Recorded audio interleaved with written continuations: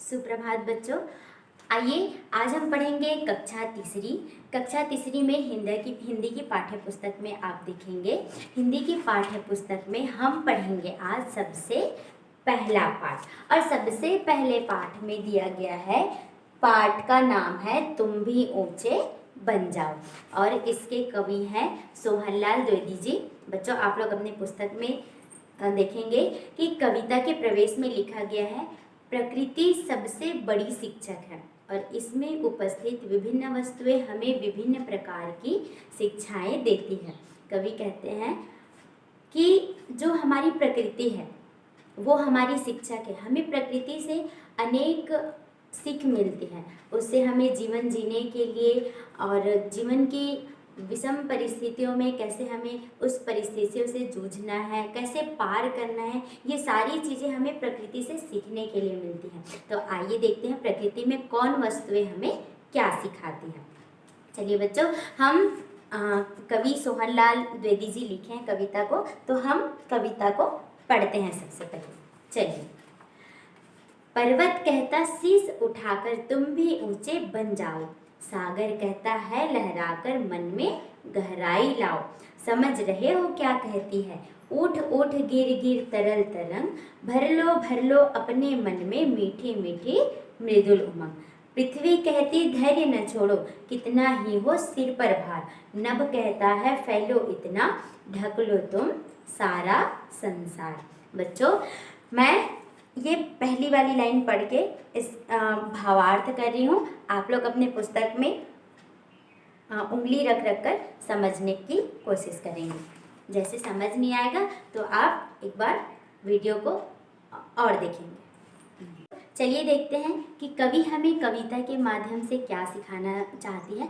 तो सबसे पहले वाले लाइन से हमें क्या सीख मिलती है और क्या हम सीख सकते हैं, तो वो हम एक बार पढ़ के देखते हैं। पर्वत कहता शीश उठाकर तुम भी ऊंचे बन जाओ। कवि कहते हैं कि पर्वत कहता शीश उठाकर तुम भी ऊंचे बन जाओ, सागर कहता है लहराकर मन में गहराई लाओ। बच्चों पर्वत आप तो देखे ही हो, पर्वत कैसे ऊंचे स्थान में रहती है, और जो भी चीज़ ऊंचे स्थान में होती है हम ऐसे सिर उठा के देखते हैं, है ना।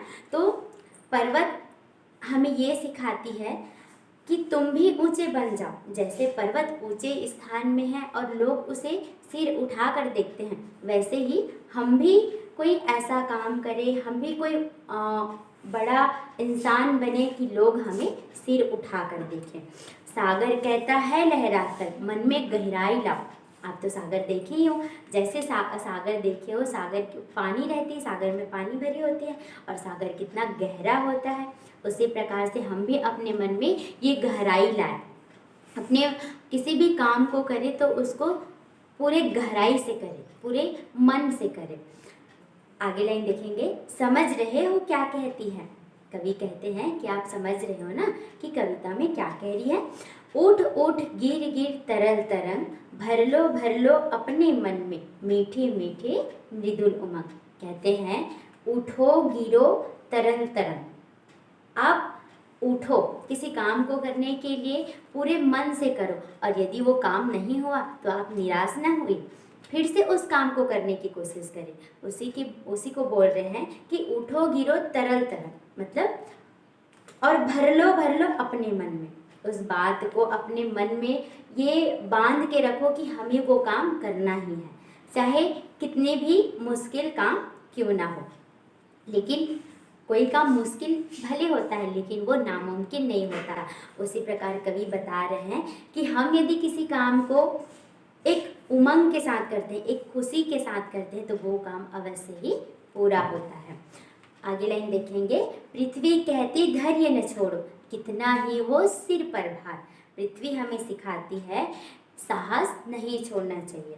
पृथ्वी हमें क्या सिखाती है कि हमें साहस नहीं छोड़नी चाहिए, चाहे कितना ही सिर पर भार क्यों ना हो जाए। कहने का मतलब यह है कि कोई भी विषम परिस्थितियाँ क्यों ना आ जाए, हमें काम को नहीं छोड़ना चाहिए। नभ कहता है फैलो इतना, नभ मतलब आसमान, नभ कहता है फैलो इतना, ढक लो तुम सारा संसार।